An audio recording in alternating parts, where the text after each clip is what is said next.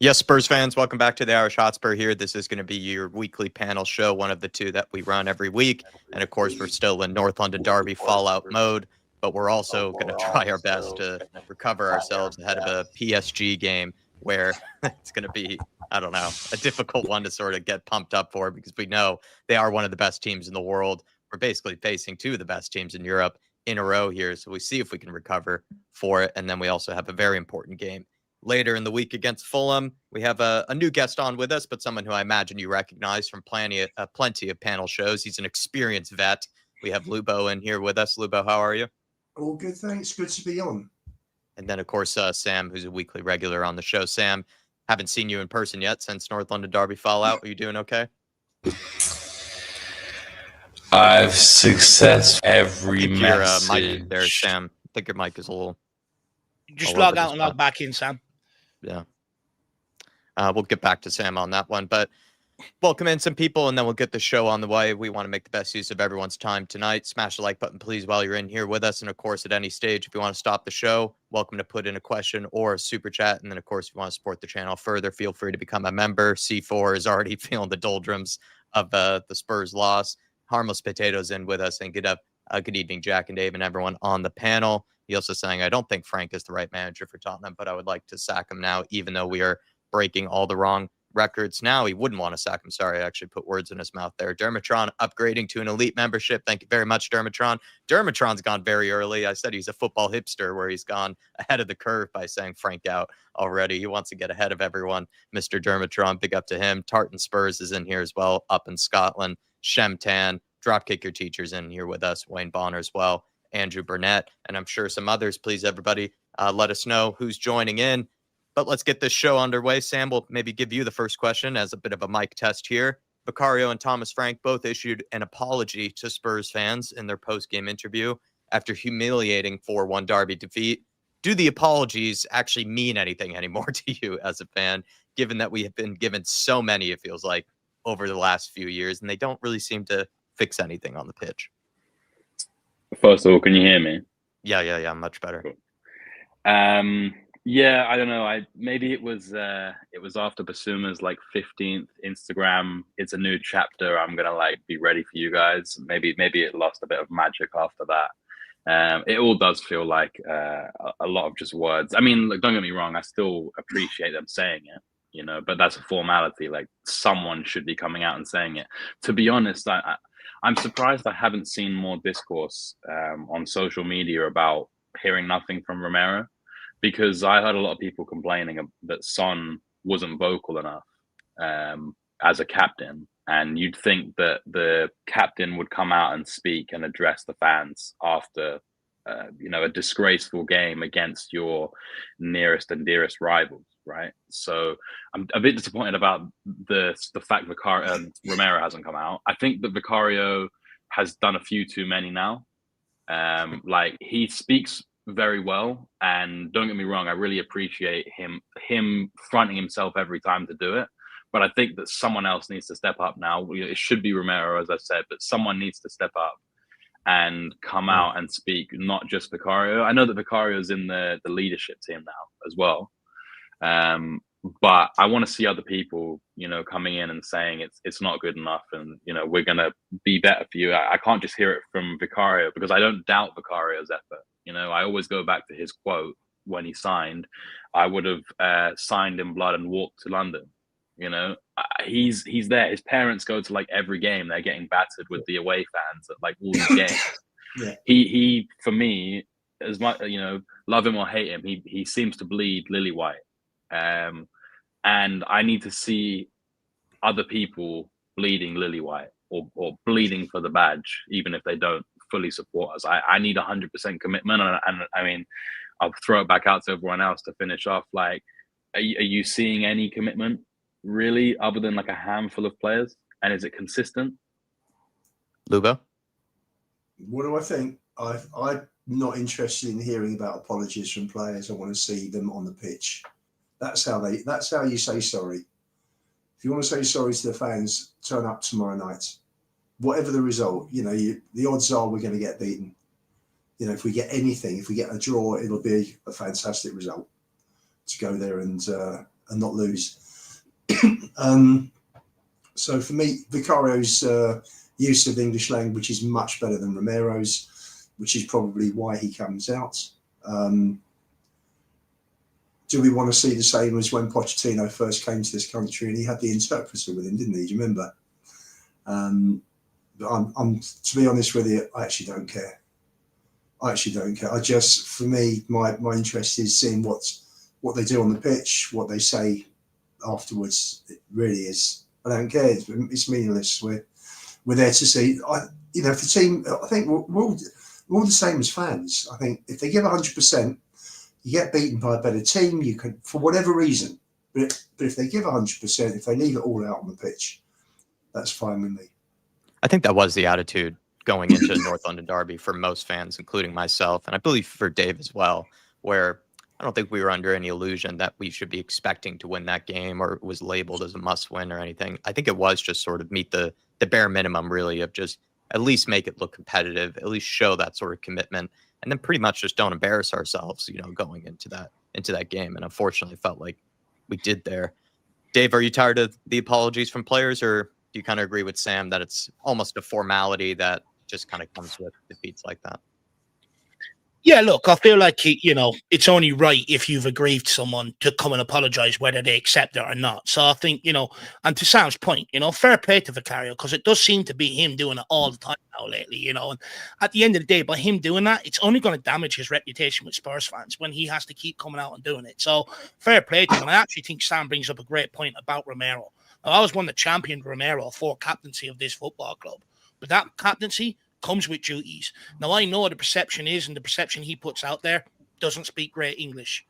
You're not going to be given captaincy of this football club if you can't speak English. You're not going to be able to negotiate your new contract if you can't speak English. That guy can speak English good enough. He's shown in interviews, before that he can speak it good enough. So there's no excuse for Christian Romero not to come out and front that. That's what you do as a leader, as a captain of a football club. My whole lifetime watching football, the great leaders are the ones out there fronting it and not rolling other people under the bus. Second of all, I'm just fucking fed up with it. We have given more apologies than what we have turned up for big games over the last few years. And this goes all the way back to, when we had to give fans, when players had to put their hands in the pocket and refund fans for that Newcastle game under Stellini or whoever it was under. They came out and apologised under Ange Postecoglou after the Chelsea game, backed it up with a shit game against Rangers. We're in a very similar situation here again, off the back of a North London derby defeat going into a PSG game. And I think Spurs fans are just at the point where they're at the end of their tether. Look, no Spurs fans wants to be in this situation again where we're talking about manager, talking about players. All we want is just performances on the pitch. Performances on the pitch will bring results. Results will bring consistency. But going into the North London derby, going into some of these big games, my whole lifetime as a Spurs fan, we're the underdog. We're fucking used to going into these as the underdog. But teams with maybe less ability in years gone by have always shown a bit of commitment to the cause, a bit of fight, try to go and give them games, a bit of energy. You go back to that Arsenal game, Chelsea game this season, high-intensity runs, I can guarantee you they're way below average, what they should be in a normal game. And I'm absolutely fed up with the apologies. Stop apologising. Start putting your focus into what you're doing on the football pitch and go out and execute it and turn up. That way then you don't have to come out and keep coming out with your tail between your legs. But Spurs fans are absolutely fed up with it. Thank you, but we're fed up with it. Start fixing the fucking problems on the pitch. I kind of agree with Sam that I think they are just a formality that kind of has to be done. In fairness, I think Vicario does the apologies a tad bit better than Hugo Lloris seemed to ever do it, or even Sonny, to be honest. I think Vicario's I kind of listened to a bit more. He sort of really shows how much it means to him, but then at the same time, I think he doesn't really shy away from the difficult questions like maybe previous players would in those sort of types of interviews. But Andrew Burnett has come in here, Lubo, with a question, and I think this is a big question amongst the fan base at the minute. He's saying, I think it's absolutely mad to think that this squad is good enough to compete on all fronts, and to blame a manager for Levy's mess is crazy to me. Back Thomas Frank. Now, what I mean by sort of the divide there is that there's a lot of fans who think the squad is better than what it's made out to be at the minute. And then there are fans who don't really rate the squad and think that Thomas Frank is more or less dealt a pretty bad hand. I fully agree. I think we've had 10 years of overall pretty poor transfer windows. The last one was better in the fact that we were bringing in players that were Premier League proven. The previous year, it was all about Levy bringing the wage bill down to make the club more attractive to potential investors. Hence, 4 kids were bought plus Solanke. And the money they wiped off the wage bill, which I know was reduced because of the Ndombele payout, but there were so many. I think Dyer went, there were several. Højbjerg went, Emerson, the Celso, plus. It's been a mess, and Levy's shadow is hanging over the club at the moment because I've had this conversation with quite a few people over the last couple of days since the match. I remember the days, and I'm going back, and I know there'll be probably a lot of viewers that are younger, much younger fans. I remember the days when, and it's not that long ago. It may be 30, 35, 40 years ago. We beat Man United to Gascoigne. We picked up Sheringham from Forest, Anderton from Portsmouth. Klinsmann came across in '94 and then came back. We could have had Bergkamp, but Sugar said no. What a difference that would have made, because at that stage, us and Arsenal were level mid-90s, and when Bergkamp joined them under Bruce Rioch, and then Wenger came in, they went one way and we went the other. I've seen really good players, and now there's a pecking order. And now are we going to get a player if he gets offered, to Chelsea or Arsenal, City, Liverpool? Probably not. So Levy, coming back to the super chat, Levy's Tottenham have diminished the club. Yeah, we may have this shiny, beautiful stadium and training ground, but in terms of how we're viewed, by the football world, we have been diminished since Enoch came in. They just haven't taken the football side seriously. It's all about profit.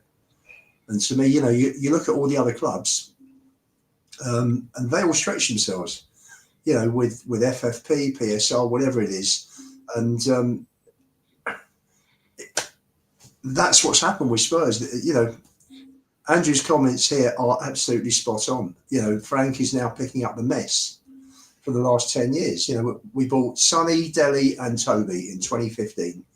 And since then, you can look at the number of really top buys for the first team, on the fingers of one hand, maybe two, possibly. Romero, Wanyama. There haven't been too many, have there? Madison, Van der Ven. Not been too many, that you look at, and you look at Poch's team. How many of these players will get into Pochettino's team of 16, 17? Fair. Yeah. And look, I sort of agree.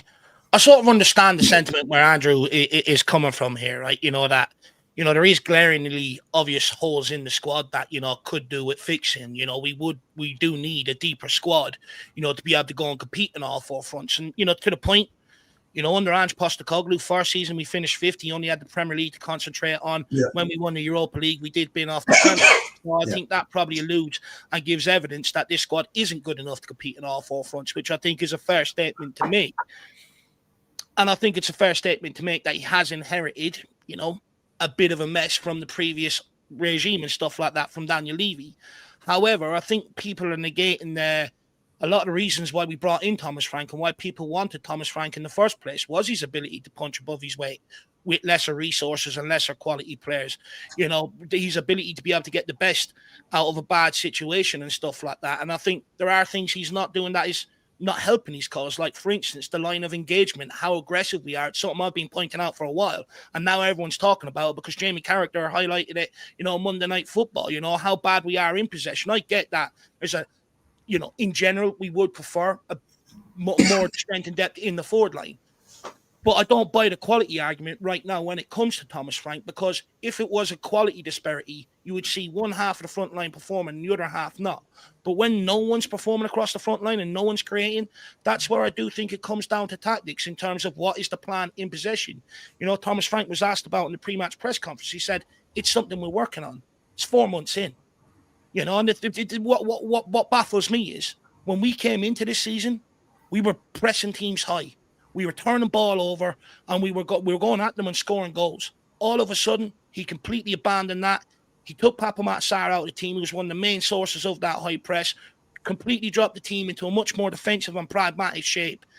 And it's just not working. Other managers have tried it at Tottenham Hotspur before, and it just doesn't work for long periods. And this is where I do think that Thomas Frank isn't helping himself, and I think it's a fair question to ask. Brentford have lost Thomas Frank. They've lost the backroom team. They've lost their best players. They're still continuing to punch above their weight.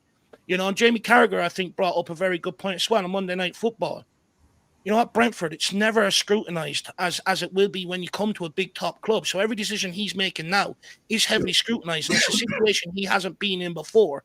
And I just question, does he have the know-how? Does he have the balls to sort of bring a more, what would you say, entertaining style of football, because the demands is of that at a big club to play a better brand of football. And do I think he has the ability to be able to change that and change his way? I'm not quite so sure. There's evidence with Potter, you know, going to Chelsea, couldn't really do it. Nuno coming to Tottenham, couldn't really do it. And I get the need to back a manager now that Levy's gone and give them a real chance to sort out the mess.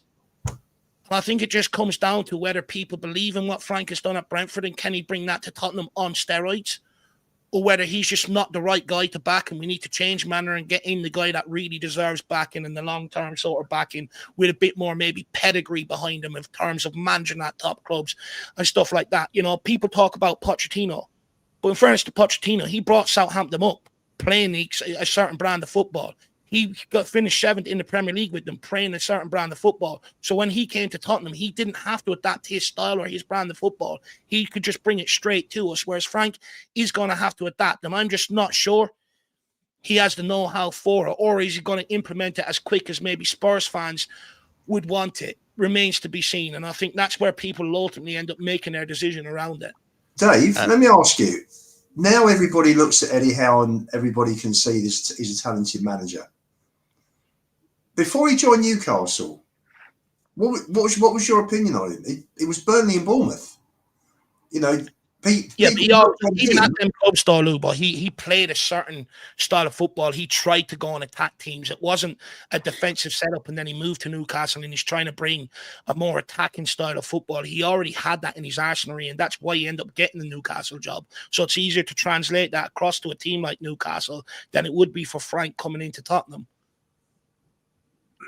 Well, I just think, you know, Frank's never been in this situation before. So will he evolve as a manager? That's the big question. That's what he needs to do. That's right. And you only know that, you know, we can only look back in hindsight and say, yes, he did, or no, he didn't.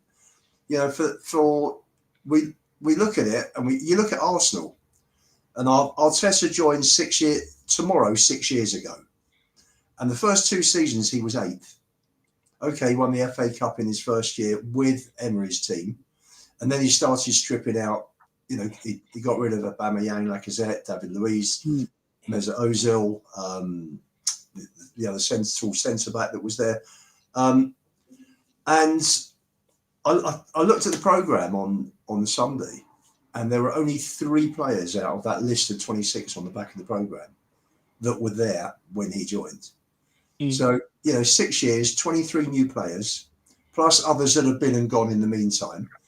And they are going to walk away with the league. But he was given time. Now, maybe because of COVID, there was less pressure on him because the fans went in the stadium. But I haven't really seen the fans turn on Frank at this stage on match day. You know, it's been on. Would you not say some of the booing that's been highlighted, you know, after home games and at halftime maybe is an indication of their frustration? I think, Dave, they booed Tell coming on for Simmons for the Man United game, but Tell scored a great goal, so he was proof. You know, the fans were wrong and Frank was right ultimately. So I think we've got to give him time. I'm not happy with this style of football. I understand him being pragmatic. I don't. For me, I've been against home matches. You don't need 2 central defensive midfielders. You don't need Polinia having his hand held by Bentancur. You just don't need it. Away from home, possibly, it's better off. You know, the away record before Sunday was virtually was virtually perfect. So you couldn't really criticise the way he set up away from home. But at home, you shouldn't. You know, you don't need Bentancur there. The problem is that most teams you play press a lot. They also, when they're not pressing, they're dropping back into a low block, and we don't move the ball quickly enough at home in order to get behind the low block. And that's possibly been one of the main reasons why we don't. We got 4 points out of 15 at home, something like, isn't it, or 5 out of 6? It's dreadful compared to away from home. Yeah. Can I just jump in on this question that was asked originally? Because I feel like, and Dave, you know, you're happy to always throw it back at me. Like I said under Postecoglou, like I did say, this squad is better than he's making it out to be, and someone will come in, and that was part of the reason, or quite a big reason, why I was okay with Frank coming in, was that I expected him to make the most out of what he had. Don't get me wrong, like, you know, we've got a lot of crap, and especially up front, I can understand the criticism of like the overall structure of the team and his system, which people sort of say is kind of not a system. It's kind of just anti the opposition, which, you know, these are all fair criticisms. The only thing I kind of struggle to accept is the attacking stuff. Is like, we just genuinely have nothing. And even like, you know, we're missing Solanke, we're missing you know, we've missed a few players here and there. Half of our players up front haven't even played like more than 3 games together. But that is on Thomas Frank, 17 different rotations. It is, but we've had injuries as well, and but basically my overall point though, Dave, was I don't think that he is getting enough out of the squad. The front line aside, because the rest of the team is good enough. Now, I get what Lubo's saying about you know, the narrative of not playing Palhinha and Bentancur. To be honest, yesterday I think that you could have only played them as the pivot. I think that if not, we'd have probably got destroyed even more. Yeah. Oh. Well, all 4 goals came through the middle, didn't they?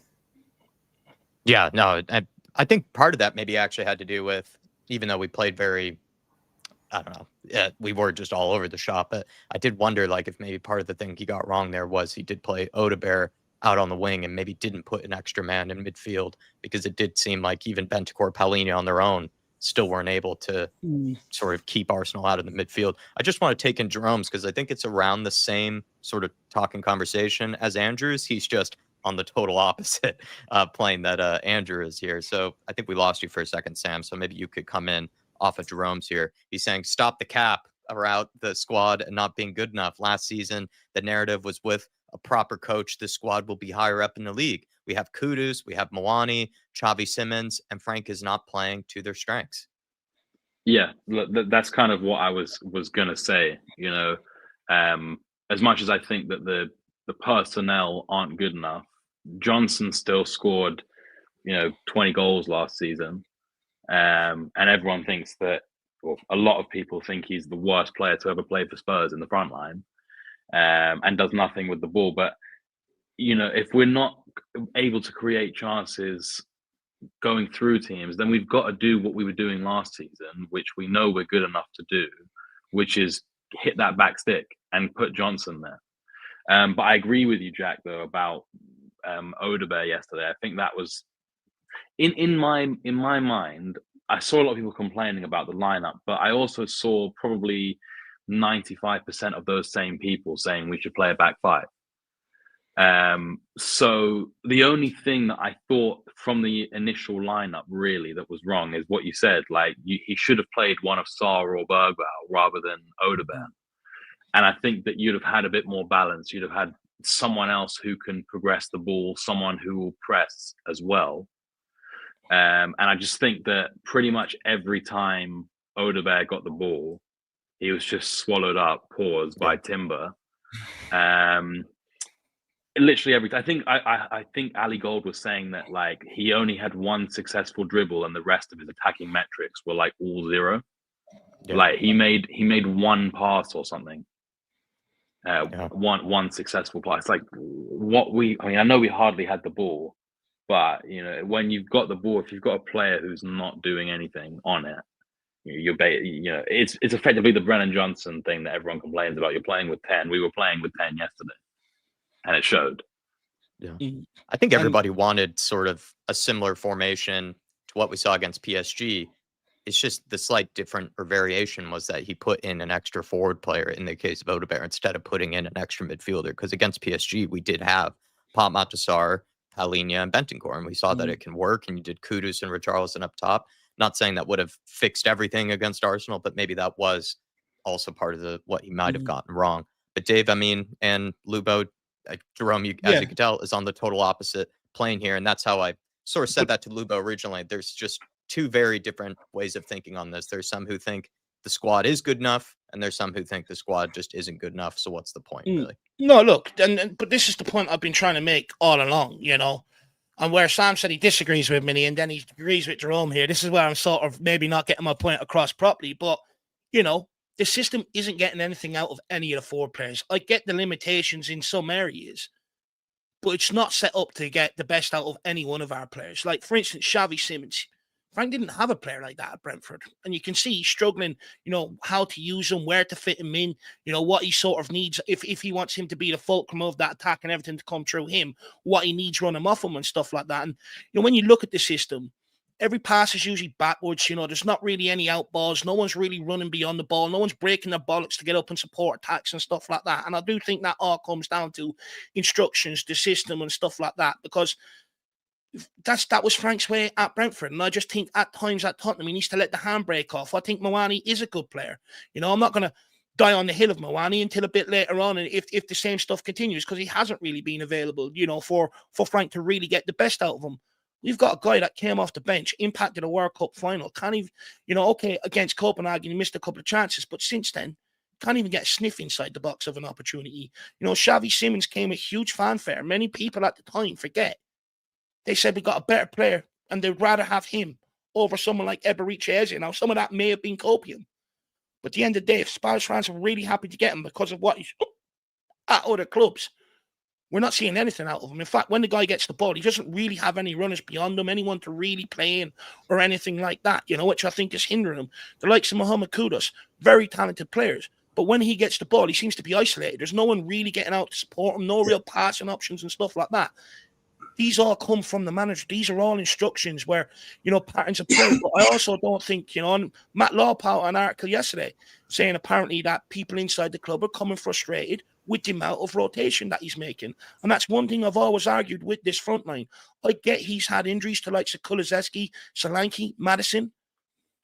Kudus has picked up a small injury, but for the vast majority of this season, he's been available. For the vast majority of this season, Richarlison's been available. For the vast majority of this season, Simmons has been available. For the vast majority of this season, Johnson's been available. Same with Odegaard. They haven't carried injuries. And he's failed to put out a consistent front four or a front three, whatever he wants out of them, to really allow them to build up the patterns of play, the understanding of each game, which only comes with playing with each other. And that's where I think Thomas Frank isn't helping himself, and he's actually hindering us in that department. And at the end of the day, I've always maintained, no matter what manager we have, and even when we were trying to sell Harry Kane, scoring goals is the most hardest thing to do in the Premier League. You need it, even if you would need to have that ability, even if you just want to try and survive relegation, you still have to have the ability to score goals. And I've always maintained you can't just rely on one facet of the game, whether that's been good from open play or just good from set pieces. You have to be able to combine the two. For instance, Arsenal have been called a set-piece team all season long, and people have used that as a means to justify our poor attacking intent from open play and go, well, Arsenal are relying on set-pieces. They ripped us open from open play there at the weekend. A lot of their goals came from open play. They didn't score from a set-piece against us. So they've shown the ability to be able to score goals multiple ways. If we don't do that, we're going to continue in the same vein that we are, and it has to change, Jerome. It has to. Dave, it's all about players. The whole thing, the whole game is about players. Look at the quality of their team and the quality of ours. We give the stats so far up to now for this season show that we lose possession more than any other team in the entire Premier League. Now, for me, that's poor, because if you get to Premier League level, then you should be able to control the ball, pass the ball. Lubo, when you're playing long ball, you're going to lose the ball. How often do we play a long ball? We go Pretty direct often, a lot it feels of like. times. Feels like we're always just launching. We up did to it the forward. every time in the Arsenal game. No, I'm talking through the season, but we lose the ball. I mean, I've watched every single game this season. The amount of short passes that go astray.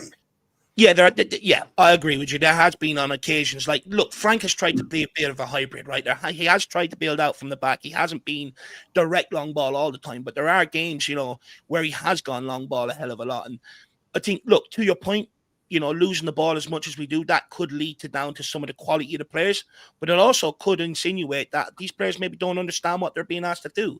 What they're being asked to do, or the ways to go at opponents in possession. I think it's a two-pronged sort of problem. I think, Dave, I think Premier League football today, 95% of it is two-touch, control and pass and move. You see very few people on the ball who dribble, who take defenders on. It's unfortunately it's a dying breed. I'm just looking at Bamboozle's comment. The game's purely about systems now. You need strong and fast players. Yes, I fully agree with you. It is much more physical. It's become more boring as years have gone on. But it is about players. It's about players' ability at the end of the day. We've hardly got any technical players in the team. Players who can control the ball. You could hit the ball at any angle, at any speed, at any height to Gareth Bale, and he'll take it down and he'll move with it. We've hardly got any players like this. Now, you don't have to be at that level to be able to be technically proficient with a ball. I was just using Bale as a very easy, I agree. example that I can remember. And Porro's technically proficient. I think Muani, from what we've seen, is as well. There are very few. There really are. That's fair. And we haven't got enough of those players. The other teams, the other squads have got better players than us. You look at the squad. We got 4 or 5 very good players. Then there's a drop. Don't even include. Was the argument not with Frank that he would come in and develop what we have? That was a lot of the argument around Thomas Frank. Now, I know maybe 4 months is a bit harsh to judge overall development or improvement of players, but, that was a lot of the argument for someone like Thomas Frank to come in, that he would come in here and help develop players similar to what he done at Brentford. Dave, do you think Frank can get Richarlison to kill the ball and, the way Kane does? You play a long ball and nobody gets round him. He'll control it. No, not around Richarlison, but I think many people thought maybe, we'd get a lot more out of Brennan Johnson, maybe develop Udebur, which you could argue Udebur has come on, develop develop Gray, develop Bergval, players like that. And, that was a lot of the argument that you come in here and help develop a lot of these guys. And do you not think it's more to do with systems, Dave? Huh? Do you not think it was more to do with systems and organisation and structure for Frank to come in? Because last 2 years, that was one part of the reason. Yeah, the last 2 years have been chaotic, haven't they? And we've gone from one extreme now to the other extreme.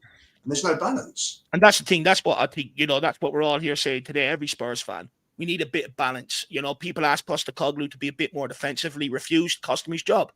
People are now asking Frank to show a bit more on the front foot. And if he doesn't, it might cost him his job. And I think that's where people are sort of arguing for that balance. And the thing is, Lou, I think most fans don't really mind going into sort of big games on the back foot as underdogs. We always have been. But it's how you approach it. You have to be able to go and try and turn over the ball at some point, at least, pinpoint someone as a trigger press. It didn't look like we had that against Arsenal. To be honest with you, the whole setup, formation, I'm not really going to go at Frank over, but the game plan in general, we went into war already waving the white flag. Nobody does that. Even in possession, there was no plan or area to really target Arsenal. It's like he just picked 11 players, gave structure to the back line, and just said to the 4 players, go out there, No instructions, nothing on what they're supposed to do, what channels we're supposed to hit, what area of weakness we think we can get at them. There was none of that.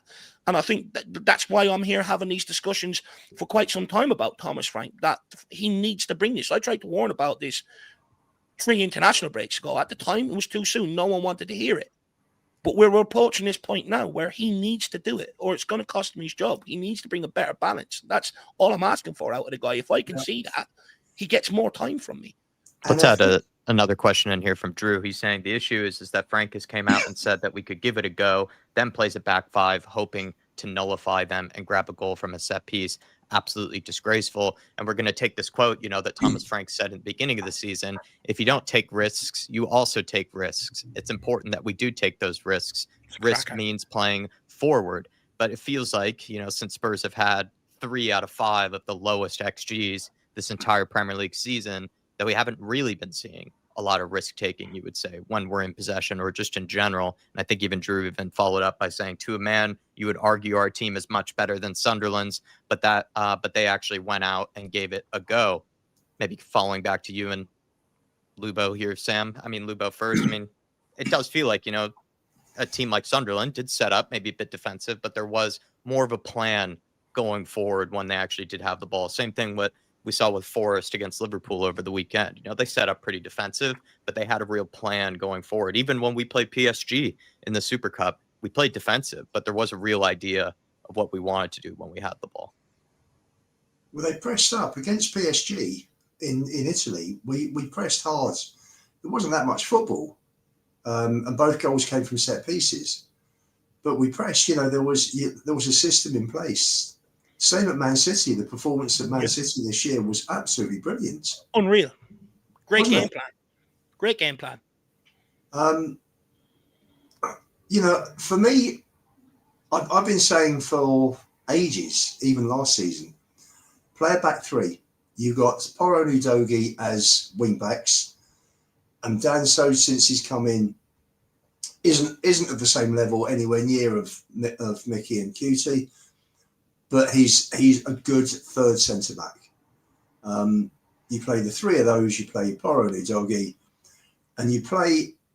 When you attack, you attack the wing backs, and when you defend, your wing backs drop in and defend as a back 5, unless they're pushing on. They're pushing onto the wingers, and the wingers are going to come close to us. They're going to attack us. So you end up defending. That wasn't the case on Sunday. We just played with a flat back 5 rather than a 3 going into a 3 attacking and 5 defending. With the 2 guys in front, there were no outlets. With Odebear, it was a level too far. Odebear has been improving since the Leeds game. I think he's been much better, and you can see Frank is improving him. I think Sunday was a step too far for Odebear, and you're right. I would have played Bergvall or Sarr. But it's I don't know. We're too deep. We're too deep. We're too defensive. I'm going out there tomorrow morning. I just want to see a proper performance. If we get beaten, we get beaten. You don't expect Spurs, who qualified via the Europa and finished 17th last year, to do anything against European champions. Well, Lubo, I hope you got the PSG away pack, which is just lubrication. It's all you need to pack, just lube. I really do sincerely hope that our fans don't start singing "We're champions of Europe." We can sing it in unison. We'll sing it in unison with PSG. Yeah. Sam, just quickly with Drew's kind of comment there, and Dave had this as a question in the lineup anyway, so just want to get your quick thoughts on it, of the fact that Frank did say, right, if you don't take risks, you're taking a risk in itself. And even Drew is saying that teams like Sunderland played with a back 5 against them, but they still went out and gave them more of a go than we have. I think that's a fair point. Yeah, look, I think Lubo was spot on when he said about the flat back 5. I think that it was clear though from the beginning that was how it was going to be when you drop Porro for the game. I did see a lot of people saying they wanted Spence to start over Porro. Yeah. I was a bit indifferent, to be honest. But if you're going to play a back three, or a back five, back three, it would make sense to actually have your most attacking / creative outlet on the right, rather than the two more defensive options. And I don't think either of the fullbacks can really come out of that holding their head high at all. They were both pretty poor from the off. And I mean, to be honest, we just kind of, as I said, just defended the whole time. The problem with doing that, like, you know, you can go to these so-called big teams and, you know, basically shithouse the game for as long as you can and try and nick it on the counter, but you actually have to have counters for that to happen. And other than like the sort of 10 minutes around when Richarlison scored, we pretty much had nothing else.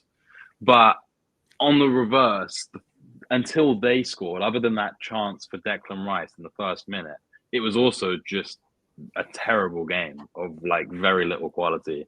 They had like 70% possession, but it was all around the the half center circle. And you know, to an extent, the plan was working, but then the players go to sleep. You can see the sloppy goal. Yeah. And then the plan's out the window because you can't just sit back anymore. You know, and at halftime, he has to make the decision to take Danso off, which was the right call, probably. And obviously, we concede 35 seconds later. So the game plan again was out the window. This is, as much as as I said, I agree about the being too defensive. The player mistakes thing is not limited to Thomas Frank. We've seen this through countless managers now, where the players just shit the bed at the wrong moments all the time. And you just feel it more because it's a London derby off the back of the last London derby that was an absolute shit show as well. And somehow this was worse, if that's even possible. But I mean, it's frustrating. Like, when Richarlison is your best player, unironically, you know something's wrong. And you guys know I don't even hate Richarlison. Do I want him to go? Yes, but I don't hate him. But no, he was the only one who seemed to understand that it was a derby yesterday. And as much as, you know, I don't really know what he does in terms of hold-up play, first touch, or even finishing at times, he was pressing, he was getting involved, he was getting stuck in. You could see the passion, whereas everyone else was kind of hiding. I mean, I've seen this clip doing the rounds from the throw-in just before Eze's goal, the hat-trick goal. And the caption was like, look at all these players hiding. And if you look onto the pitch from the throw, and I think it's Spence with the throw, he's not got one single option to throw the ball to. It's all just Arsenal players. And then within 20 seconds, we lose the ball and they score. So I think as much as Frank was naive in that game, I think maybe he definitely got it wrong. But I can understand where he was coming from. I think that when we've gone into this many derbies, this many London games, this many games in general that you need to try and get at least a point out of, and the players haven't turned up, for me, that is on the players mentality-wise. It's obviously it's a mix of Frank's tactics and the players, but I think the players' mentality needs to be highlighted again. Absolutely. Yeah. And I think you raise a fair point around that. You know, players switching off and players making mistakes. We have seen that under previous managers, but I think, you know, where also, you know, partly the game plan did fail is in order to be able to survive, you know, playing that way, you have to be able to find a way of getting up the pitch, getting free kicks, throw-ins that you can take your time over to relieve the pressure. If the ball just keeps coming one way, eventually it's going to crack.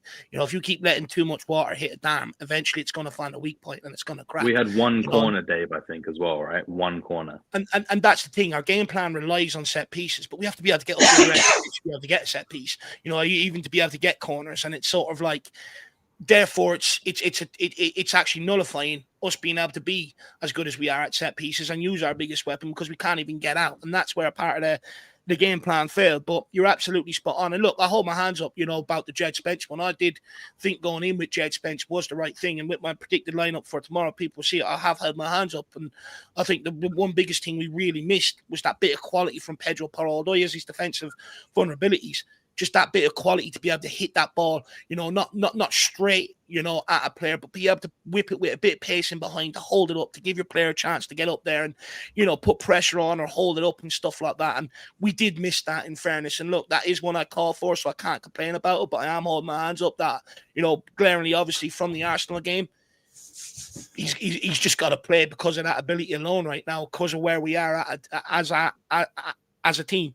I would argue we should almost do a long throw every time, because it seems like anytime we have a short throw, it really does look like no one even comes towards the ball, doesn't even know who's open.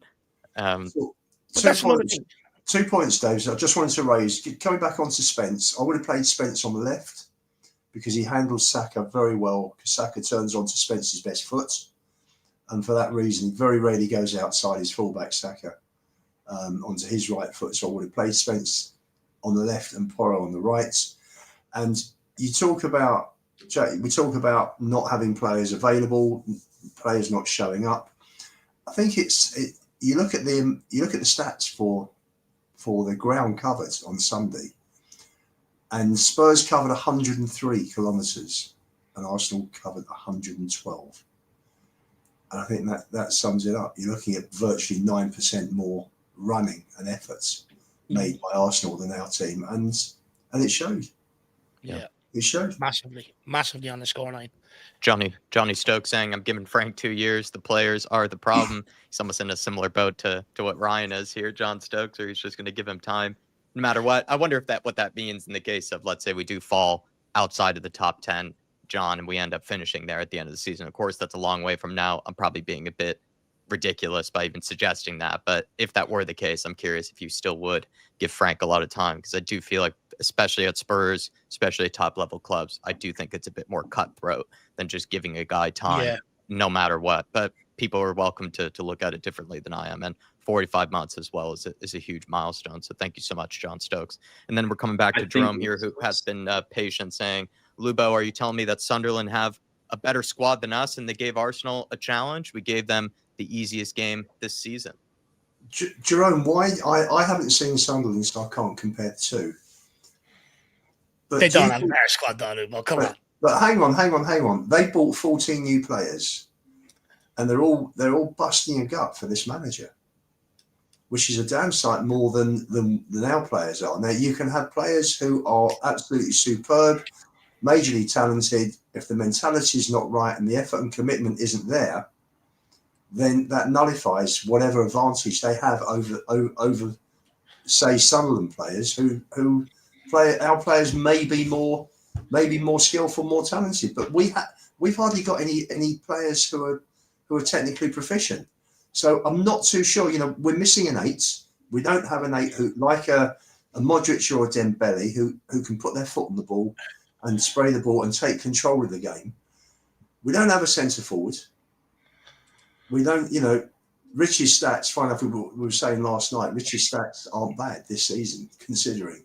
But in terms of quality, you look at the drop down in quality from Kane.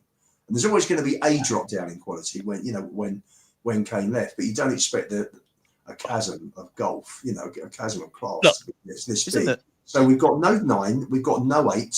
Simmons hasn't settled, we've got no 10, we've got no 11. We're missing an 8, 9, 10, and 11. So, for me, maybe Sunderland do have a better team. Maybe they've got a better first 11. We say we're missing a 10. We bought one in Xavi Simons. We're not missing. He's just maybe not playing to his strengths or getting the best out of him. And there's also a part of it where Xavi Simons is sort of, climatizing and adapting physicality-wise. You can see it, which is fair.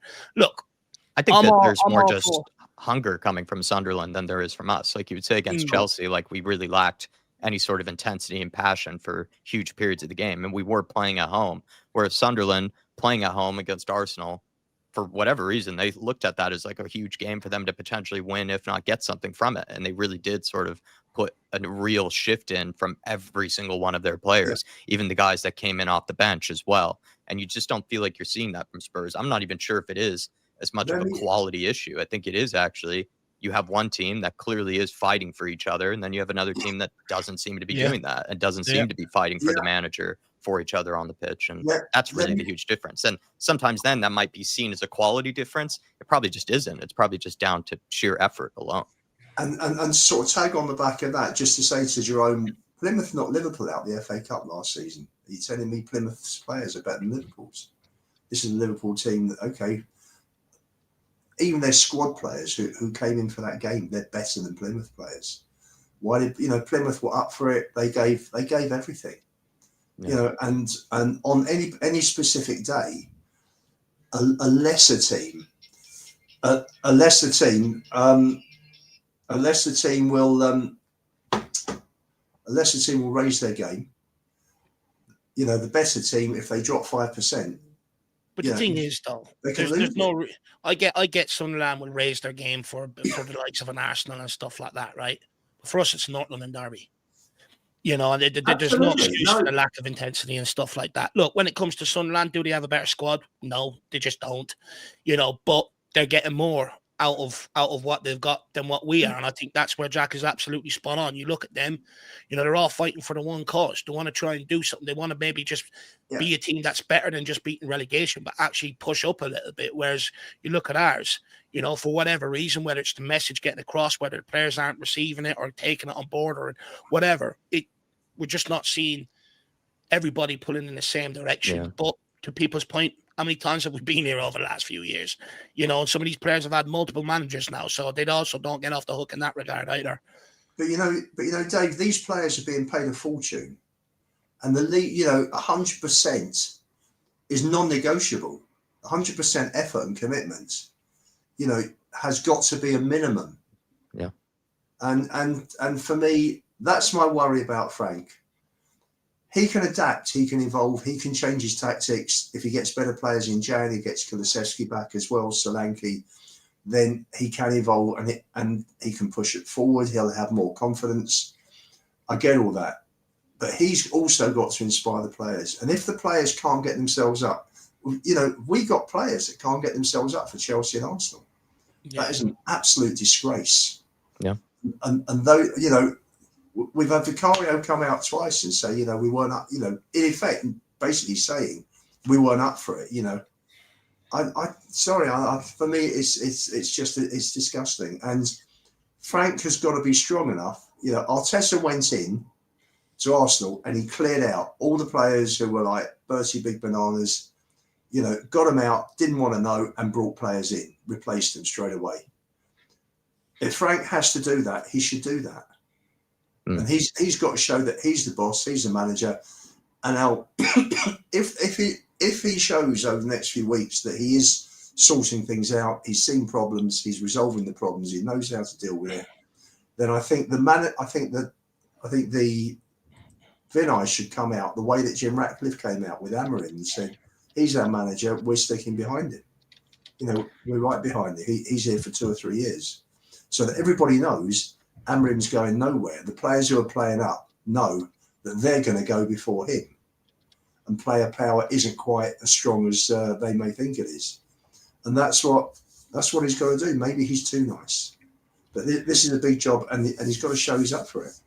I think you're right there that he could maybe make all these tactical changes. He can go with the right formation, but also a huge part of being a manager is also being a man manager and being able to inspire your players to commit to your cause and to commit to your tactics fully without any question. And that, I think we've seen it at times, but we haven't seen it as consistently, which is a good point to raise there, Lupo. But if you've got players that get behind a manager and tactics, if you can see over a short period of time that these tactics aren't working, we've got a leadership group. They go in, they sit down with Frank and say, look, we've tried it.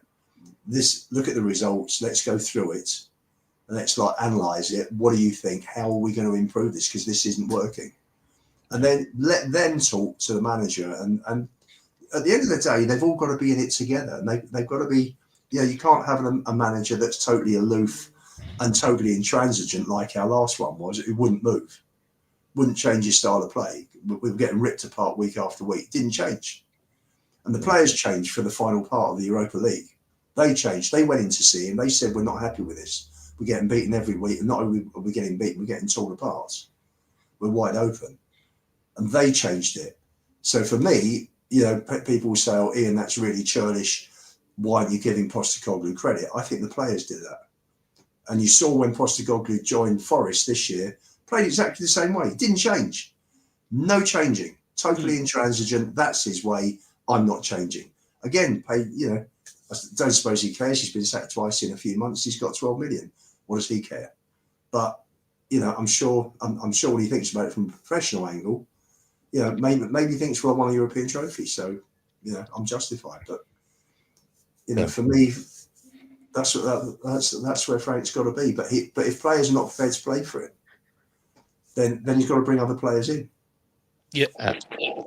I think Jerome is, very steadfast, I think, on the quality of the squad argument here. He's saying number 8 of Bentancur, Bergwall, and Sarr, Richie, Mawani, and Solanke, as well as the number 9s, Simmons, until Madison and Kulu are back. Lubo, are you making excuses for a terrible game plan? No, I'm not. I'm not making excuses for a terrible game plan. I didn't agree with the way Frank set up. Way too defensive, and I think it gave Arsenal psychologically. They looked at it and thought, you know what, the opposition's scared stiff. Let's just let's go for it. There wasn't even a let's see. I've seen Spurs go to the Emirates and they've come out firing. And all of a sudden, Arsenal say, "Wait, hold on, we've got to get to grips with this." It was a complete opposite. So I wasn't happy. I'm not making excuses for the game plan, Jerome. What I'm saying is that I saw a lack of effort against Arsenal. I saw a lack of effort against Chelsea, and Vicario came out and apologised for that. So for me, that's what I'm talking about. I will not accept players who don't give 100%. Players can have bad games. Players can make mistakes. You can miss a penalty. You can miss an open goal. You can miss a tackle. You can be beaten by a centre forward. That's life. Nobody's perfect. This is what makes the game so great. Players are not machines, but effort is non-negotiable, and that's the point I'm making now. Not tactics. As I said before, Frank can evolve. Frank can change. He needs to tweak his tactics, particularly at home. Leave Palhinha there and play a more forward-attacking midfield player next to him between Palhinha and Simmons. For me, that will help. If we can move the ball forward quickly, then we got a very good chance. We got Fulham and Brentford. There's no question. If he plays the right tactics and makes the right team selection, then we'll get 6 points. No, fair. Also, to Jerome's point, and this is something I want to say is, last season there was a narrative the squad is a lot better than. Are you off? No, sorry. No. The front door went, but my wife's got it. Sorry. Last year, look, a lot of people were making the point that this squad is a lot better than what it's shown. Another manager will get better out of it, and this season, some of them people that were arguing the squad wasn't as bad last year are arguing it's better than what it is, this year, plus because of the additional signings, and people that were arguing that the squad was better than what it was last year are now saying the squad isn't as good as it is, isn't as good as people make it out to be. The reality is, it was good enough to go and win a Europa League. Now, people can dismiss that all they want. Some of them teams we played in the Europa League to beat to get there, we're playing in the Champions League. So it shows that it wasn't as easy a run as people made it out to be. And to my point, Conte, Nuno, they played in the Europa Conference League. We got embarrassed. We played in the Europa League under Jose, got knocked out before. So we shouldn't diminish the title. It was good enough to get to a couple of the Carabao Cup semi-final. Reality is it's not good enough to compete in all 4 fronts, but it is certainly good enough to, show more than what it's currently showing now. And it's certainly good enough to show more than what it showed last season, and in terms of being a bit more competitive, in terms of being a bit more consistent. The reality is it's somewhere in between, right? Yeah, it's not a drastically bad squad, but it's not exactly sprinkled with a lot of stardust talent. But the reality is I think it's better than what it's currently showing right now and currently what it showed for large parts of last season. Yeah. I think it's somewhere in between. I think I also wanted to touch on something that I think I saw Sam at one point sort of nod his head to from John Stokes about sort of giving a manager lots of time. Thomas Frank, by the way, Sam, after the game pointed out to our touch that having 6 years to build his Arsenal side to what it is today. Is Frank right to say that he needs more time to imprint his ideas, or should we already be seeing more of a style of play going forward after 4 months in the job? Yeah, I mean, it's a bit of both. I feel like we have kind of regressed since he's come in, which is the concern. So I can understand why people are, a bit concerned, but ultimately, how can you expect someone to come in and immediately change it, especially with such a drastic difference in a contrast in styles of play? I mean, it's some people may argue, I don't think it's quite the same, but some people may argue it's like we've done the reverse. Ange and Spurs have done the reverse, basically. He's gone to a super defensive club and it didn't work out. And we've had a super defensive manager come to a supposed attacking club, if you can believe that, based on the stats that we have out there at the moment. And obviously it's so far not working great. I wouldn't say it's not working, but it's not working great.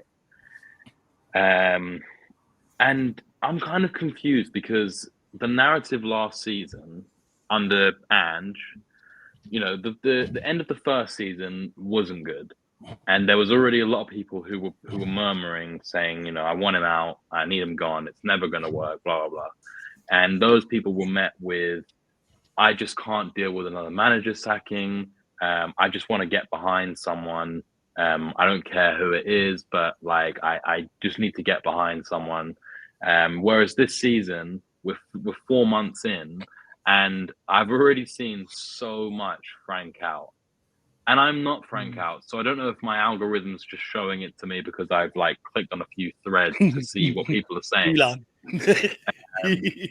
But like I literally, it's all over my feed. It's like Frank out, Frank out, Frank out. It's like, damn. Like, do you think some of that is the rage off the Arsenal game, though, Sam? Like, 100%. People can lose their head in the moment off a derby game like that, Yeah, it's classic. Never want to see him wear a shirt ever again.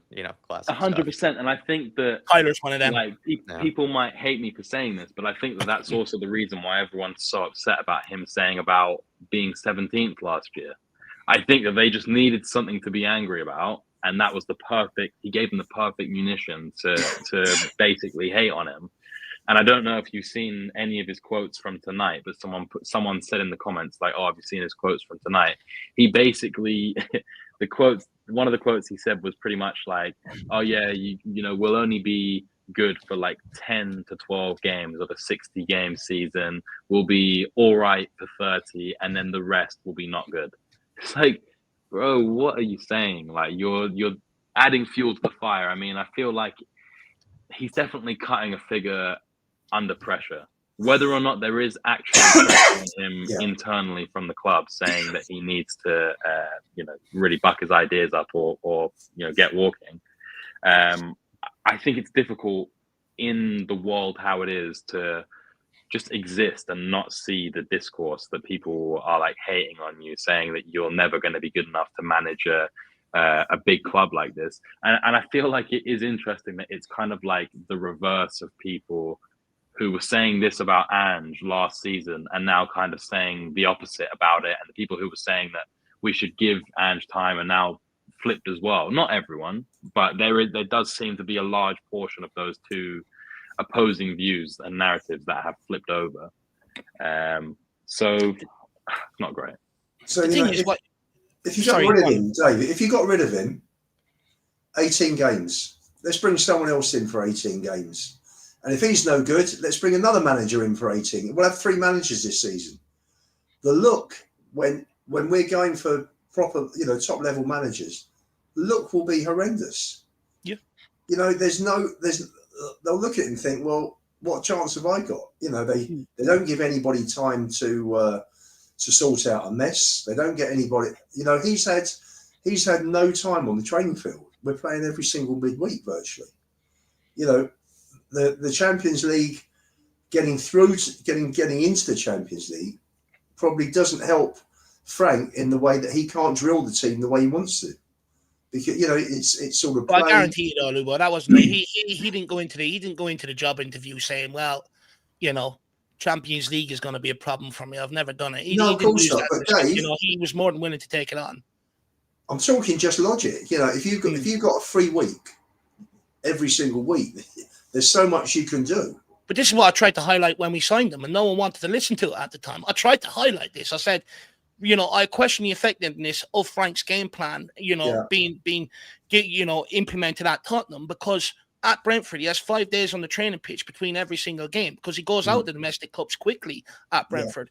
at Tottenham, he was never going to be afforded that time. And that's why I tried to say this idea that Frank is going to come straight in here, he's going to work with these players, develop people, and get his game plans across and all. I said it's absolutely nonsense because people haven't factored in that we're playing in Europe. It's a different ballgame altogether.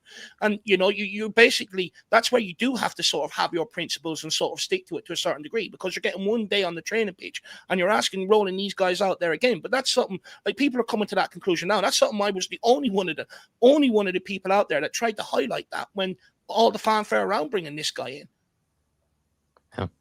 This was from earlier from Martin Knightsbridge, 28 months, saying effort and commitment should be standard, especially in big derby games. We can lose, but at least look like you're trying. I think that's where most people and pretty much everyone is frustrated, Martin, is that I don't think anyone went into it, like I said at the beginning of the stream, thinking that we had to win that game or it was a must-win game or Spurs are as good as Arsenal. I think it was just about not being embarrassed, first of all, but then feeling like, that we could at least give them a challenge, feeling like we could at least be in the game for periods of it. And then eventually maybe the quality would have shown, at some point the difference between the two sides. But it was just straight from the off, really, that it felt like we were just going to get dominated. And I think a lot of it was down to the hunger and the commitment that you're suggesting there. And then, of course, maybe a portion of it, which we're all debating about, maybe also had to do just sort of Thomas Frank and the tactics as well at the minute. Jerome coming at you now, Sam. He's saying it's not Frank out, Sam. It's more about Frank to be brave and let your players loose in the games. 2 games below 0.10 XG is absolutely embarrassing. It's coming for you now, Sam. Well, pause. I don't know. The thing is, Jerome's in the group chat, so he's seen at least one person in the group chat today say Frank out. I'm not here defending Frank to the hill. There is a lot of Frank out, to be fair to you. There is. There's maybe not from Jerome, not from Jerome personally, but there is a lot of Frank out. I'm on socials every day. I'd say it to back you up, Sam. It's fair. It's there. Look, I'm not here saying like there's so many stats you could pull up, Jerome. Like we've in the top 5 like lowest XGs created in games this season, we're the 1st, 2nd, and 5th. Like that is unacceptable. Unacceptable. As shit as we think we are, that cannot be happening. We've had the lowest, the 2nd lowest shots in the league. It's 100, and Burnley was like 94 or something. The underlying metrics behind what Frank is doing at the moment are not making good viewing. I'm not sitting here pretending like. Sam, we're overachieving then because we're the 4th highest goal scorers. I know it's crazy, but it's kind of also like Son, isn't it? Because throughout Son's career, he was like overperforming his XG ridiculously. Well, isn't that what we want? Yeah, no, 100%. I'm not criticizing it. I'm just saying that like we're all complaining we're not attacking enough, and the attacking metrics that are out there are backing up what we're seeing. So I'm not sitting here saying Frank is the Messiah, and I wasn't like extremely ecstatic when he came in. I was happy with Frank, but I'm not going to die on the hill of like if I don't think it's working, then I will say so. But as I said, we're 4 months in.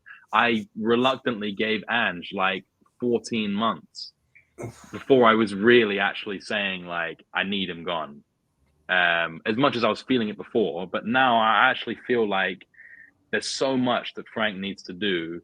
Players need to be gotten rid of. He needs to fix the defense. He needs to fix defending set pieces. He needs all this stuff that is out there. He's got to do, and he's got to do it one step at a time. If you want him to do it, otherwise it's going to be on Vinay and the other members of the board. But yet again, the immediate narrative, and I know that you hate this, Dave, as well, is like, let's just get rid of another manager. It's been 4 months, and I was saying to someone in the chat earlier, the table doesn't really matter right now, because if we lose to Fulham, we could be 15th. And if we win and results go our way, we could be 4th. So then what? Next week, are you going to be sending messages to your mates being like, we're in the top 4, like, where are you guys? Exactly. So it's so reactionary, Sam, isn't it? It's so reactionary. If Spurs had beaten United, would have been 3rd, I think. It's crazy. At what point do fans actually look at us, look at the club, I hated the way Levy ran the club. You know, people that know me know that I was very vociferous with my Levy out stance. First sign of trouble with Poch. Poch gave him a Champions League, gave him 4 years running in the Champions League. No one had ever done that before. And, you know, first sign of trouble after a few months, when Levy wouldn't back him, Poch saw that the system, the style of play he played, you know, it was full on. It was pressing. It was fast. The players just couldn't keep up with it, and he needed a rebuild. Levy didn't help him with the rebuild, but he got rid of Poch instead of backing him, and Poch saying, "Right, I want him out, him out, him out, him out." Levy didn't help, and it was easier for Levy to get rid of Poch because he had this mad obsession with Mourinho, and it's just easy, you know. It's easy to quit, easy to bail out on people, you know. For Christ's sake, get on with it. Let's see how Frank does. You know, he had a really good start. PSG was a super performance in Italy. Burnley, City, West Ham, not so much Bournemouth, obviously, that was poor, but we won 3 of our first 4 league games. We went to Brighton and dominated that, gave away 2 silly goals, otherwise we'd have won there. We won against Leeds. Wolves wasn't so good. But you expect with a new manager finding his way, there's going to be some ups and downs. So it wasn't a surprise since we came back after the October international break. We have gone backwards. You know, the football's not been as good. The results overall haven't been as good. You know, and people saying, "Oh, get him out, get him out." Let's see what they do. Let's see how they pick Spurs back. I think to your point, Rubo, I think, look, there has been some good things that you can get behind. You know, the defensive structure was there earlier on in the season. You know, he's added the weapon of long throws and set pieces, you know, sort of thinking outside the box. You know, that is a good thing to get behind. You know, I think the way he handles the press, it sort of does take a lot of pressure off the club at times, you know, in terms of scrutiny from the media and pundits and stuff like that. I think they're all good things that he brings. But, you know, there are question marks around, you know, can he bring more? You know, he can't just rely on that. And I think we're approaching that point, you know, where it's sort of, we're mid-table. You know, we've got PSG coming up. We've got Frankfurt, Dortmund. That'll dictate whether we get out in the top 8 or whether we even get out in the qualifying round or not. So I think realistically, Frank is going to be here up until the January transfer window. And reports coming out from the Telegraph was that, you know, they are sort of prepared to back him in January. They're prepared to give him an opportunity to maybe fix some of his mistakes. But there was, you know, on the back of that report, there was concerns around his over-rotation. There was concerns around the players wanting more of a game plan focused on them rather than the opposition, which maybe alludes to the players to where it got to where they were under Postecoglou, but they're at that point a lot quicker, where they're almost asking the manager to sort of change up his ways very quickly. And when you look at a lot of the attacking metrics, we're in relegation form in that department. And a lot of them things scare people, you know, moving forward. And reality is, everyone knows that, you know, he has inherited problems. Everyone knows that. But so is every other manager. And in order to justify the time, you have to be able to show something with what you've got. And this is why I think where we're sitting right now in the league and how we're performing in Champions League, I think it's fair to say he deserves more time. But if things keep continuing this way, even after January transfer window, when he's been given more players, then I think the writing will be on the wall that maybe he just isn't cut out for this level. Because the reality is, I take the argument, he's lost Son, we've lost Kulusevski, we've lost Maddison. I take that argument. But we have brought in Mawani, we have brought in Kudos, we have brought in Simmons, we have given him players to try and address attacking issues that we already knew we had. And he's not really getting much out of them. And there are, like, just as many good things there's many bad things that also point to maybe he's not the guy. And the reality is, I think we just need to give him a bit more time. Hopefully the Lewis family back him in January and see if maybe bringing in better players changes our fortunes. If it doesn't, then I think the writing is on the wall. But we have certainly approached the point with him very quickly. He's going to have to show a bit more, because if things keep going this way and the performances are just as crap, that says everything you need to know. If players aren't performing for a manager on the pitch, then they're just not having them. That's the reality of it. If they're, no matter what they're asked to do, if they're dying for that cause and they're dying for the manager, you will see that even if the tactics don't work. We're not seeing players complete high-intensity runs. We're not seeing players bombarding forward. You know, a lot of what I'm seeing right now really reminds me of Nuno, and he even had Harry Kane and Son at the time, you know, to be able to use. The team is so far deep, it's very hard to get up and cause a problem up the other end of the pitch. And we are at the point now where Frank needs to adapt, because the reality is the standard of Premier League, everyone says it's crap. I actually think right now you're seeing a lot more teams bringing in better players from bigger leagues that they weren't used to be able to bring in. And it's actually more competitive than in years gone by. And a couple more bad results in the Premier League. All of a sudden, we're sitting down at 15th, 16th. People can no longer sit there and go, well, despite losing the game, we're still in fourth. And when we're down there, it's no better than what it was last year. And at that point, you give them time and you know, or you don't. And at that point, I think you're going to have to change the manager. So the reality is, yes, Tottenham have problems, but Frank also has to prove he's the right guy for this football club. Hopefully, Romero doesn't do a Harry Kane-like protest that he did with Nuno, a stop oil sort of protest. Sugar Ray showing some love for you here, Lubo. Do you happen to know him? No, I don't. Sugar Ray Leonard, the boxer. Yeah. Bosh. Lubo says the governor. Then we also have as well, I think Dermatron wants to get in the action, and so does Dropkick Your Teacher. Dermatron saying Sunday was the last straw for me. Take Enoch with you. I did say that Dermatron, you know, he's one of those that Sam was kind of talking about. He's sort of takes every Spurs game to heart, really. He's a very passionate fan, Dermo, and I think after the game he was fed up with everyone. He was saying, can't see this person in a shirt again. He's already calling Johnson out, even though last season Johnson was his favorite player. Now he wants Frank out as well. Dermatron, like I said, he's a Spurs hipster. Big up, Tron. Really appreciate your support. And then Dropkick Your Teacher wants you to call him out, Sam. He's saying, say my name. Don't be afraid. Artist T is Ange out as well. I think, Sam, yeah, Lily White Lab on Twitter. Lots of people are coming out and, you know, already losing it with Thomas Frank. Does it feel similar to Nuno with you, Sam? Does it kind of feel similar where maybe he's not going to be given as much time because he's not one of the big names like a Conte or a Mourinho and whatnot, and he's not playing an attractive style of play, which I think is what got Ange a lot of time?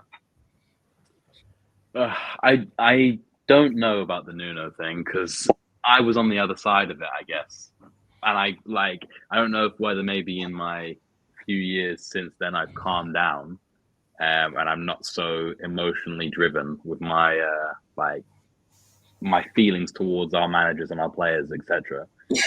I'd argue there's a part of you that is. I don't know, man. I feel like a lot of the time anyone could sit here and say they're wiser, but you know, I'd argue there is a bit of emotion towards them sometimes.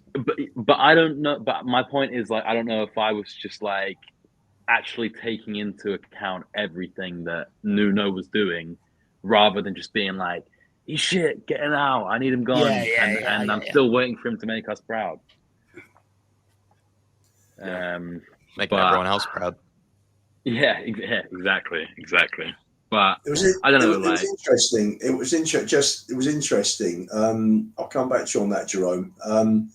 It was interesting that with Nuno, it was the only club that Nuno came where he wasn't allowed to bring his team in. Yeah, very fair point. And that was something that, but Frank was allowed. And before Ange joined, Levy told Nagelsmann the same thing as well. I was told Nagelsmann wanted to bring his entire team in, which would have got rid of Mason and everybody else, and Levy said no. Even with Conte, it was like a nuclear arms, deal with having to bring in just one extra coach. It took, weeks of negotiating to get not even his whole staff. He couldn't get his whole staff. Just to get one or two extra guys, he had to really fight tooth and nail with Levy over it. But I think for whatever reason this summer, that wasn't the case. Maybe that's because of Vinay, or maybe that's because the transition has been happening over to the Lewis family, where they are actually willing to bring in the whole coaching staff, which was something that was pretty ridiculous, to be honest. I don't know why that was the thing with Spurs, that we just felt like they couldn't bring in all the people that they feel like makes them successful. I mean, the assistant coaches, I think, are a lot more influential than people realize. They're often the liaison between the players and the manager. They're the ones who can really instill what the manager wants as an idea on the training pitch and etc. And then you have set piece coaches and whatnot. The the game is so much deeper than we might realize than just the manager sort of doing everything on the training ground. But yeah, he's come at you again here, Lubo from Jerome. Yeah, no, that's absolutely fine. 64% possession with Brighton. We had 44 touches in their box to their 17. I think he's wrong. I think we did play much better than Brighton. I think we dominated virtually the whole game. And I mean, Simmons came on. That was his best half an hour, wasn't it? At Brighton, I've seen him play. He completely took over the game. Played very well.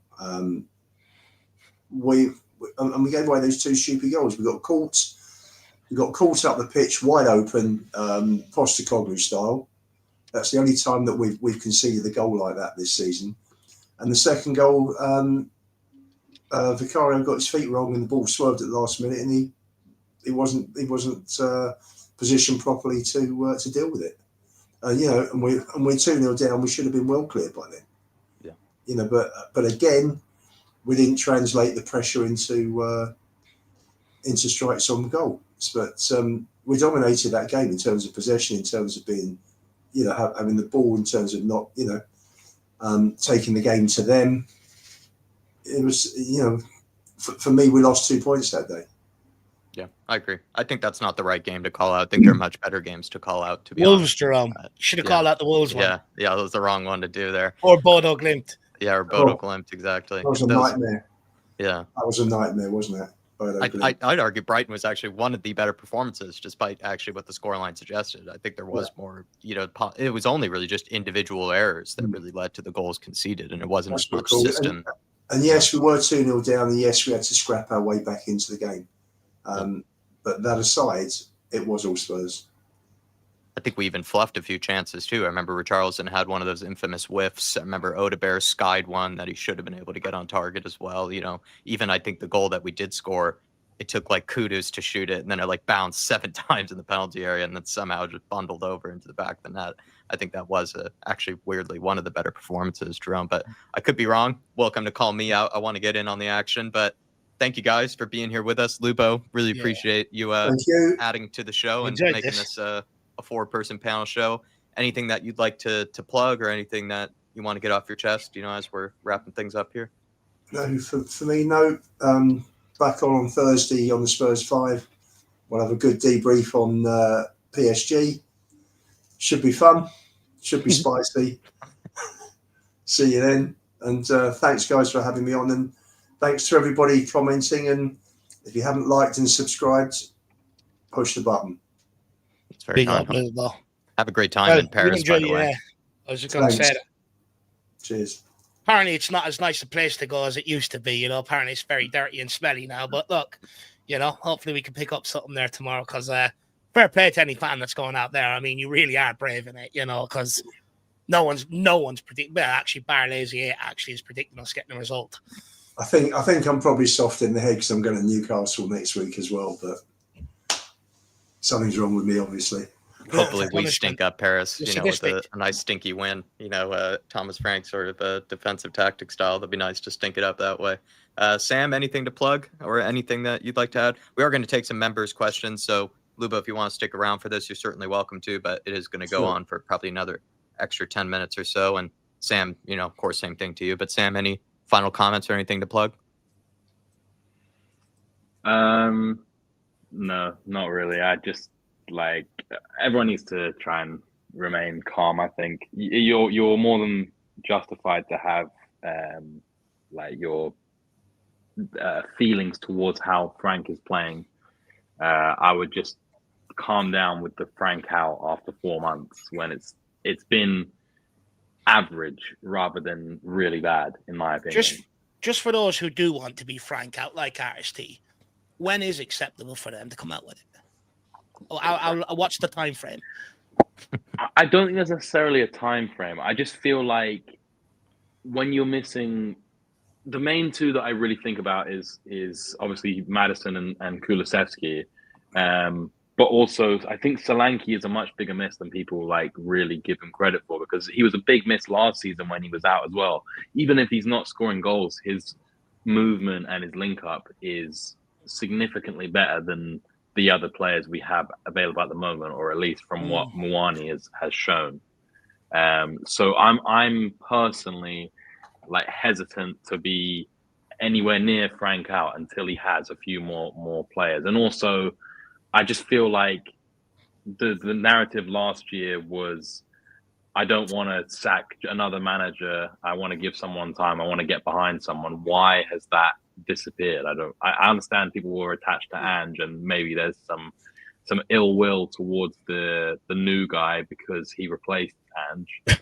I don't think that narrative is gone, Sam. I think it's just some people just don't believe that Frank is the guy, and I think that's what it comes down to at the end of it. I think, people do understand that, Tottenham, that we are going to have to give a manager patience. I just think there are people out there, because of Thomas Frank's CV and the club that he's managed, and stuff like that. I just think that's where people just question, is he the right guy to give the time to, rather than not give anyone time.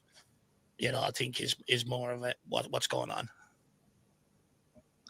DJ Samuel is saying, give Frank time. I think he's in a similar boat to potentially Ryan or John, or maybe I'm putting words in your mouth, DJ. Really appreciate your longevity of support, by the way, sir. Mr. Samuel. We're going to take a lot of questions here from the members. Dropkicker teacher, I imagine, has plenty. He's saying, for Dave, do you think the players, if they haven't already, will lose belief in Frank with previous managers? We had a clear plan, but it is still needed. But under Frank, we don't even have a plan A. I think there is a plan A. It just doesn't seem like plan A is very good at the minute. Yeah, there is a plan A, but if Matt Law's article for the Telegraph is to be believed, that because it was a bit conflicting, because he says the players are still behind Frank, but they're asking him to change, the way he's managed all his career, which is, worry about the opposition, stop worrying about the opposition and put the more of the game plan and the focus on us. So it's sort of like he's saying they're still behind them, but they're not behind them to a certain degree. It's a bit conflicting. Look, what I will say is performances are dropping off. We're not seeing as much commitment to the cause. I think it's too early to determine. I think, the next few weeks will sort of tell us everything we need to know. But if I hazard a guess, I still think, the majority of the playing squad is still with Frank. Then he's offering his own opinion here, saying, not exactly a question, but I would like your thoughts. Brentford never played amazing or exactly tactically savvy football under Thomas Frank, and I feel like defending him, people who do defend him, never actually watch them. I think it's more the case of when you did hear sound bites from people saying, oh, they play this amazing attacking football. It's like, I'm not sure if that really was ever the case, but I would say that they were always a team that were very difficult to beat for probably the defensive reasons. And they kind of like maybe what we're seeing from a Sunderland right now, where they sort of all seem to fight for the cause and they all were behind the manager. They were tactically organized, very difficult shapes to break down. And they always had really good players up front that just seemed to be pretty devastating with whatever chances came their way. And then you knew you had to be aware of the set piece factor and whatnot. I just think they were always a difficult team to beat. I wouldn't say they were ever exactly an amazing team to watch, but that was just kind of my take on Brentford over the years. From everyone, from now until New Year's, where do you see us being on the table, and how many points will we get? Do you think things will turn around? It's like asking for the lottery numbers. Yeah, he's asking, place bets on Spurs. Do you think things will... I mean, the table is so hard to predict at the minute, RST, really. Like, you drop 3 points, and then you don't really see you fall that far in the table, really, which is the crazy thing at the minute. Everyone's just so neck and neck with each other, apart from Arsenal. I'd like to say that I could see us still inside the top 10 by Christmas. I'm going to say that. I think we could still be in the top 10 by Christmas. If not, I would probably be a little bit worried, because you would imagine that people will start to sort of separate from each other. Another statement, but would still like your thoughts. People are placing all the blame on the players, but what are they supposed to do when they're constantly switched every week? I think, Dave, you've more or less made this point. Yeah, I think it's hard to develop understanding for each other's game, and there are little things like covering for each other, knowing what side the player prefers the ball to be played to them, and stuff like that, knowing their runs that they're going to make as soon as you're in possession. All little things like that are hindered by the constant chopping and changing. Look, that's something I've been banging on about for a while. I understand the necessity to rotate at times, just nowhere near as much as this guy is doing. And I do think partly is because he's never really managed this sort of fixture schedule. And I just think he's overdoing it. And I do hope that is something he learns from moving forward. Is there a reverse narrative, though, Dave, that there's only a handful of players in the team that have basically cemented their position, I think. Correct. Undroppable. And the other players that are the ones who are being rotated, no one is grabbing the opportunity to wow us or him. Nope, in my opinion, anyway. Udeberg performed against Copenhagen. Udeberg performed against Copenhagen, was benched against Man United. There's little things like that where Frank isn't helping himself. He warranted the start. He was in confidence. We're looking for a spark. You play players that are showing it, and he dropped them. That's one example, though. But it's an example. Pat Montessori dropped from the team. Pat Montessori was involved in nearly every single goal we scored in a lot of the good performances at the start of the season. Took him out of the team, hasn't put him back in since. He was playing Bergvall, though. There's obviously that's not like a rotation thing. That's obviously something that's gone on there. But it's to his detriment. Do you guys think? Yeah, maybe too. Do you guys think the problem is he obviously doesn't know his best team, does he? But that's a problem 4 months in, though. The problem is, Dave, that you've got your keeper, your two centre backs. You've got Porro, Spence, or Udogie and Spence. So that's fairly standard. You've got Polina in front, and then you've got Kudus. And after that, do you play Richarlison? Do you play Moani? Do you play Tell? On the left, what do? Do you play Simmons? Do you play Odebear? In midfield, do you play Benson Cole? Do you play Sarr? Do you play Bergvall? No, I understand. I understand, but they're things that you iron out over pre-season. They're things you try and mess with pre-season earlier on in the season. He only got two players, Dave. He only had two players pre-season, didn't he? He lost Maddison, he lost Solanke, Sonny's gone, and he's got Kudus and Polina, and the other two came in on August 30th and September the 1st. Yeah, but that's what I said earlier on in the season as well in some of the earlier games. But by now, he should know what players he should be. What players is his favorite player in each position that he feels like is the best opportunity to go and get him a result. Even if he doesn't fully believe in them, he should still know who's ahead of who in the pecking order. But you take Sunday that he doesn't know his best 11. We'll take Sunday. You know, people think Udogie and Odebear are building up a good partnership. You throw Odebear in at the Emirates, and he's completely out of his depth. So it's difficult, you know. Do you actually say, I'm going to give him a run, and if results suffer, he didn't play Udebear on the left-hand side, though, did he? He played him as a number 10, a complete alien position. Well, I don't know. It's, you know, he likes cutting in, doesn't he, Odebear? Look, the reality is, we don't know, do we?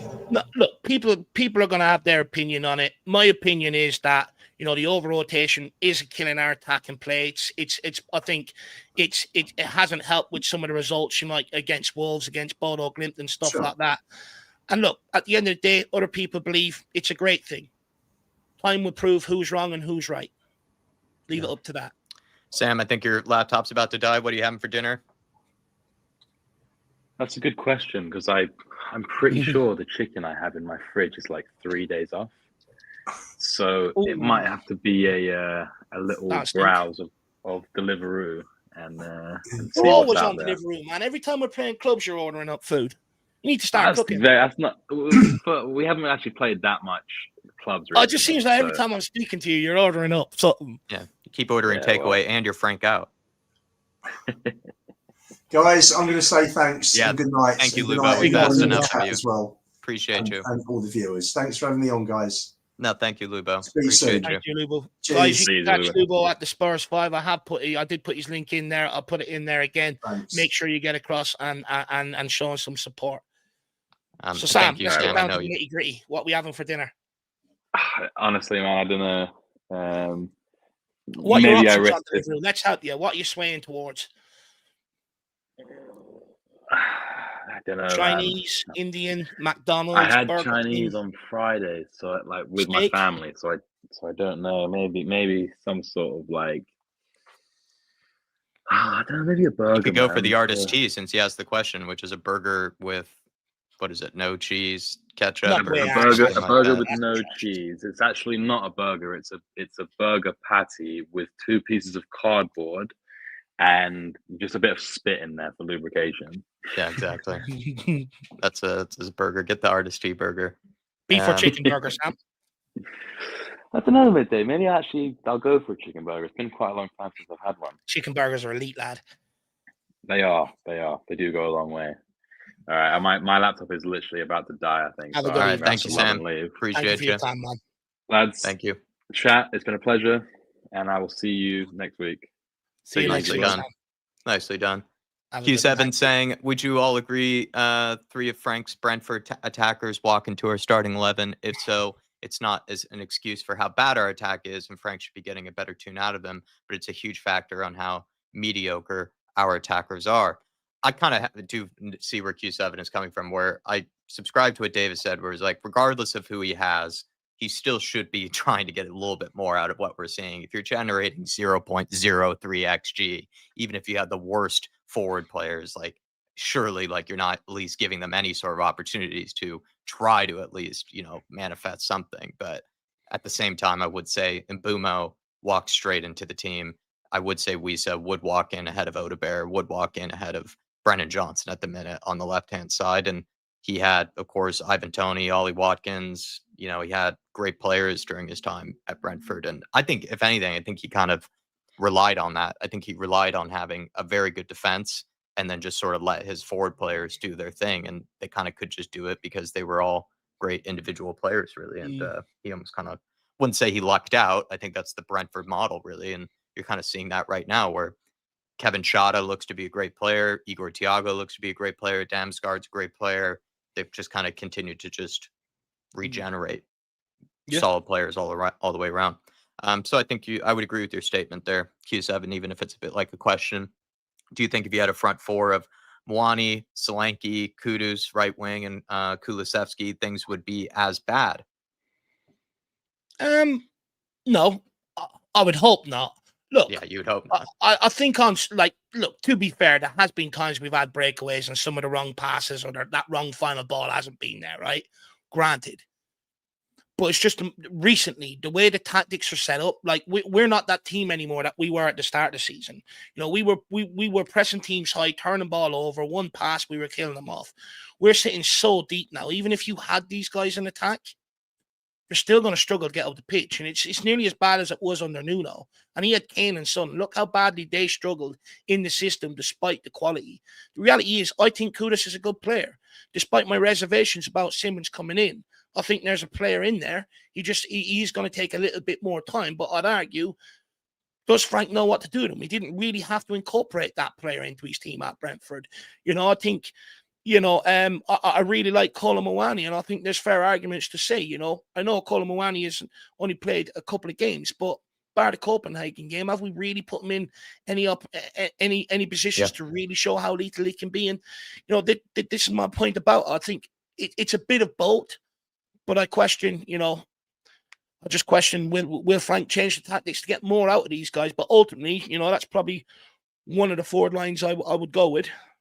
It's probably why maybe a lot of people do want to give him time, even if they do have their doubts, is that once you get some of those types of players back and fit and available, then there are probably a lot less excuses for seeing a 0.03 XG. But what I will say is, people are hoping to get Madison, Kulusevski back.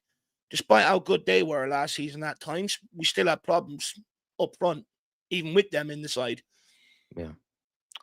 Palomarati, we're now a team that can't score goals and are boring to watch. From day dot, Frank showed everyone what he was about and hasn't changed since. Long balls, lump it up to Kudus and just hope, set pieces and Danzo long throws, and he hasn't deviated from that. The same issues I pointed out regarding the poor style of play, lack of passing lanes or triangles, cowardice tactical approaches, clueless in possession, both defensively and offensively. Wonder where the question is coming from. Refusing to play through the midfield and ostracizing guys like Lucas or Brennan, who gave us 25 goals and assists.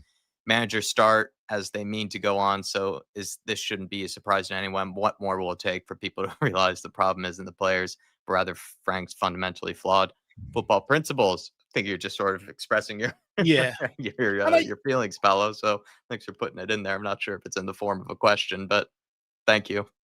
No, look, I think it's I'm not going to go into detail on absolutely everything there, but I think, the last part is is sort of fair, right? Thomas Frank, built his reputation in the Premier League, stifling the opposition, and being able to maybe punch above his weight a little bit. So that's naturally how he sees the game in the Premier League and how he sees the best way forward. But I think jumping into a club like Tottenham, I think he's maybe realised that, he is going to have to play a better brand of football, or at least give us more going forward, to sort of maybe ease some of the concerns around the fan base. But you're also seeing journalists and pundits and all hopping on that side of Tottenham's game and that side now as well. And he's facing a lot more scrutiny into his tactics than what he would have at Brentford.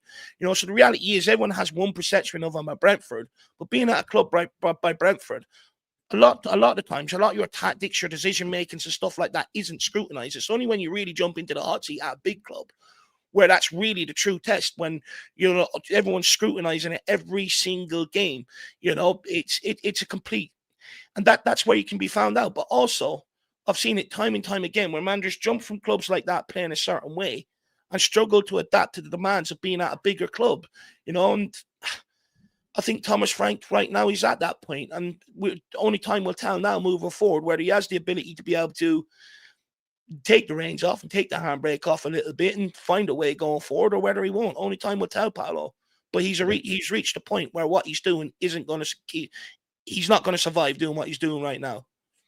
And feel free to use the members' questions at the end of the show however you want, Paolo. If you just want to have a little rant that I can read aloud, feel free to do so. And Faz Radfar, good to see you.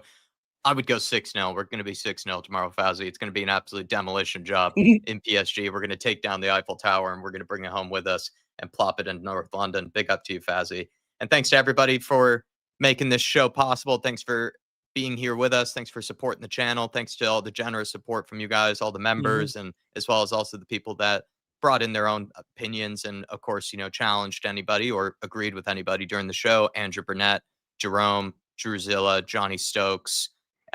Really appreciate you, Jerome, tonight. Been very generous. Martin Knightsbridge, really appreciate you, Martin. Sugar Ray, one of the best names I've seen. Dermatron, Dropkick Your Teacher, and then DJ Samuel. Really appreciate you guys. Very, very generous support. Dave, we'll see you tomorrow for PSG. I'm going to be out of town for some Thanksgiving over in Texas and looking forward to it, but I would like to be around. It's nice to be able to watch the games with Dave and just sort of have my usual accompaniment, but I'll be unfortunately watching it on the plane over. But appreciate you guys, and be there or be square. And of course, we'll also have Saturday's game against Fulham, which I think, PSG game is a bit of a free hit. King Hoddle made that joke that the definition of a free hit is the PSG versus Spurs game tomorrow. Yeah. But I would say Saturday is going to be huge. Saturday is going to be huge against Fulham. That's going to be the real test of whether things can turn around quickly.